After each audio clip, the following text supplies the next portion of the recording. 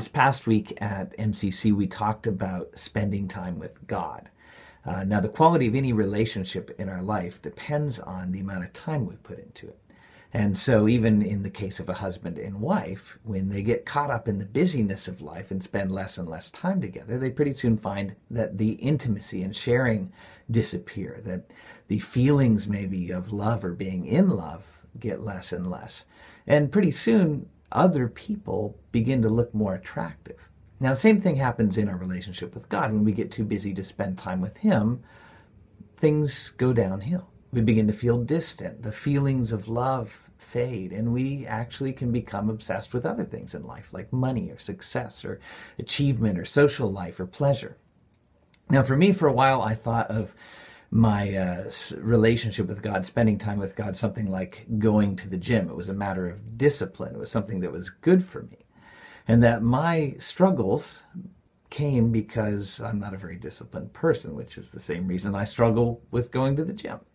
But lately, God has been speaking to me about the fact that maybe it's not so much a matter of discipline, and maybe it's a matter of love, and that I don't express my love by spending time. Now, apparently our love is actually very important to God. If you go back over 3,000 years ago to when He gave His commands to His people Israel, to Moses on Mount Sinai, one of the commands included in there is found in Deuteronomy 6:5. And it says this, it says, love the Lord your God with all your heart and all your soul and all your strength. Now, not only was that an important verse in Judaism, even back in ancient times, but Jesus pointed to that verse as the most important verse in the whole Hebrew Bible. And the Hebrew word for love that's used in this passage isn't some other word that means obedience or service or something like that. It actually carries the full weight of our English word for love. It means affection, friendship, fondness, tenderness, all those things that we think of when we think of love. That's what God wants from us. And not just a little bit of love, not just, part of our love, but all of our heart and all of our soul and all of our strength. And so the question is, do you love God? Do you love Him? Many of us believe in Him, we respect Him, we admire Him, we appreciate what He does. But the question is, do we actually love Him? Now, whether you're new to faith and still trying to figure out the whole God thing and what it even means to have a relationship with Him, or whether you've been a follower of Jesus for many years and the feelings have started to fade under the busyness of life, I think the path to a thriving love relationship with God is the same.